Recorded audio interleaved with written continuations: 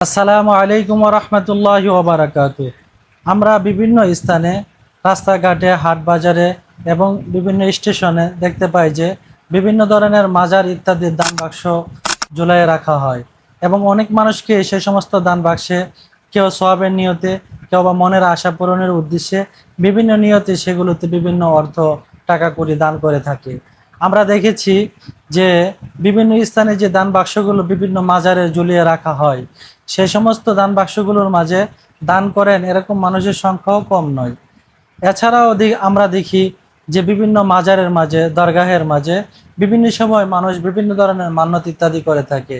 সেখানে গরু, মহিষ, টাকা পয়সা, আগরবাতি, মোমবাতি ইত্যাদি বিভিন্ন ধরনের মান্যত সেখানে পূরণ করার জন্য নিয়ে যাওয়া হয়। আমরা কি আদৌ কখনো চিন্তা করে দেখেছি যে মাজারে দান বাক্সর মাঝে দান করা, মাজারে দান করা, মাজারে মান্যত করা, বা মাজারে যে উলিয়া আছেন বা উলিয়া আল্লাহরা আছেন তাদের নৈকট্য অর্জনের জন্য, তাদেরকে সন্তুষ্ট করার জন্য, অথবা নিজের কোনো মাকসাদকে পূরণ করার জন্য তাদের দরবারে মান্যত করা, এটা শরীয়তের দৃষ্টিতে কতটুকু জায়েজ, কতটুকু অনুমোদন রয়েছে? আমরা যদি দেখি কিতাবের আলোকে, তাহলে সুস্পষ্ট কিতাব থেকে এবং ইসলামের শরীয়তের সমাধান যেটা আমাদের সামনে বেরিয়ে আসে সেটি হচ্ছে যে মাজারের দান বাক্সে যে কোনো উদ্দেশ্য হোক না কেন দান করা সম্পূর্ণ হারাম এবং নাজায়েজ কাজ।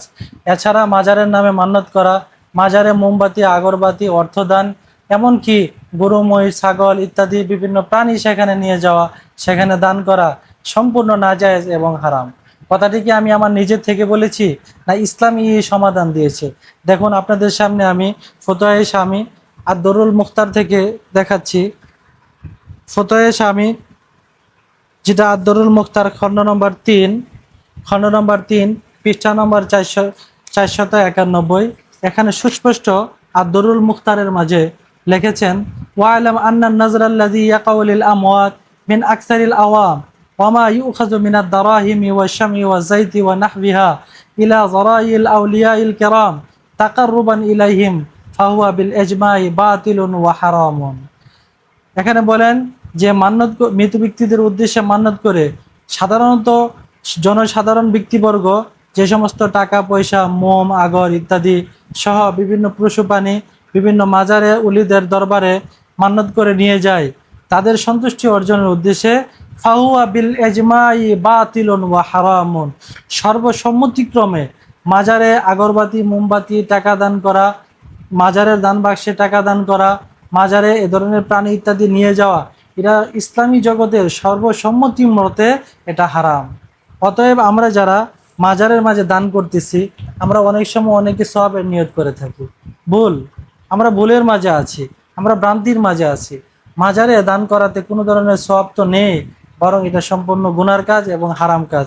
এছাড়া আমাদের সামনে আরেকটি কিতাব থেকে আপনাদেরকে কি মাসালা দেখাচ্ছি।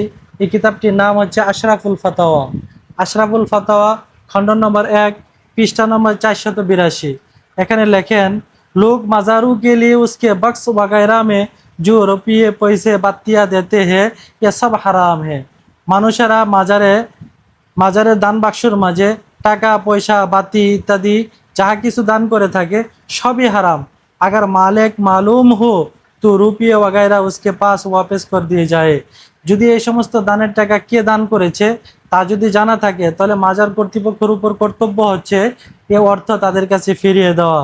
ওয়ারনা ফোকারা পর বনিয়তে তাবার সৎকা করে দেওয়া যায়। অন্যথায় এ মাজারের দানকৃত যে সমস্ত অর্থ সম্পদ আছে, যে সমস্ত বস্তু আছে, এগুলো গরিব দুঃখীদের মাঝে দান করে দিতে হবে। আর মসজিদ, মাদ্রাসা वगैरह में तसर्रुफ करना दुरुस्त ना होगा।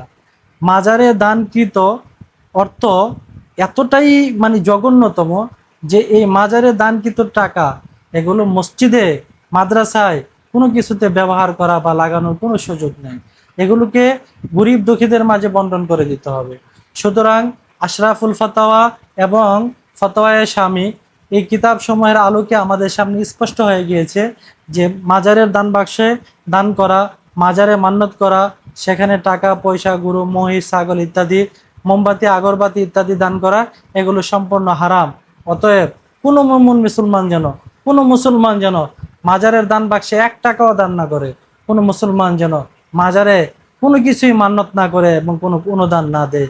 কারণ বর্তমান প্রচলিত যে মাজার আমাদের দেশের মাঝে রয়েছে, এগুলো ইসলামের শরীয়তের দৃষ্টিতে জঘন্যতম অন্যায়। আল্লাহ আমাদের